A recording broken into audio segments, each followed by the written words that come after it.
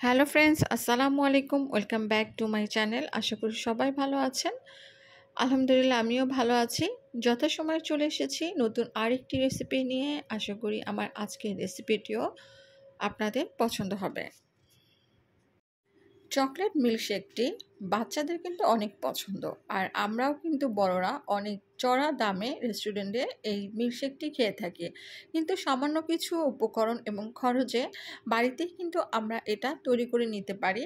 তো আজকে আমি বাড়িতে কিভাবে চকলেট মিল্কশেকটি তৈরি করবেন সেই রেসিপিটি আপনাদের সাথে শেয়ার করব। চলুন তাহলে রেসিপিটি দেখে নিই। মিল্কশেকটি তৈরি করার জন্য প্রথমে নিয়ে নিচ্ছি ব্লেন্ডারের জগ, আর দিয়ে দিচ্ছি 2 কাপ গরুর দুধ। গরুর দুধ কিন্তু আমি পূর্বে থেকেই জাল দিয়ে নিয়েছিলাম এবং ফ্রিজে ঠান্ডা করে নিয়েছি। এরপর দিলাম 1 কাপ ঠান্ডা পানি। যেহেতু আমি পাউডার দুধ অ্যাড করব এবং মিল্কশেকটা বেশি ঘন না হয়ে যায়, এজন্য দিয়েছি। আপনারা চাইলে পানি স্কিপ করতে পারেন। এরপর দিলাম 2 টেবিল চামচ পাউডার দুধ। পাউডার দুধও আপনি স্কিপ করতে পারেন, তবে পাউডার দুধ দিলে স্বাদটা ভালো আসে। এরপর দিলাম কোকো পাউডার। এখানে কোকো পাউডার দিয়েছি 1 টেবিল চামচ।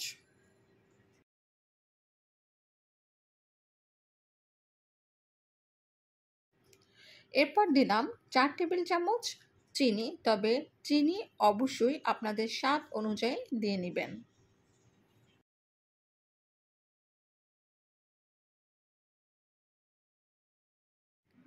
এরপর দিলাম চকলেট সিরাপ।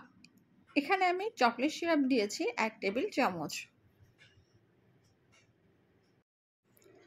আমার চ্যানেলে জুস ও মিল্কশেকের একটি প্লেলিস্ট আছে, যার লিঙ্ক আমি ডেসক্রিপশন বক্সে দিয়ে দিব। আপনার প্রয়োজন হলে এবং আপনার প্রয়োজন মতো যেসব মিল্কশেক দেখা দরকার আপনি দেখে নিতে পারেন। ভ্যানিলা আইসক্রিম দিচ্ছি 2 টেবিল চামচ। ভ্যানিলা আইসক্রিম আমি ফ্রিজ থেকে নামিয়ে নিয়েছিলাম, আর এজন্য এটা গলে গিয়েছে, তাই দেখতে এরকম দুধের মতো লাগছে, কিন্তু এটা হচ্ছে ভ্যানিলা আইসক্রিম। তো মোটামুটি মিল্কশেকটি তৈরি করার জন্য আমার সবগুলো উপকরণই দেওয়া হয়েছে। এবার এটি ব্লেন্ডার করার জন্য নিয়ে যাব, তবে খুব বেশি ব্লেন্ডার করার প্রয়োজন হবে না। 30 থেকে 40 সেকেন্ড ব্লেন্ডার করলেই তৈরি হয়ে যাবে আমাদের চকলেট মিল্কশেক।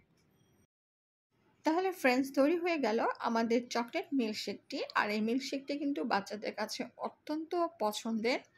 তো এবার আমি আপনাদের গ্লাসে ঢেলে পরিবেশন করে দেখাচ্ছি।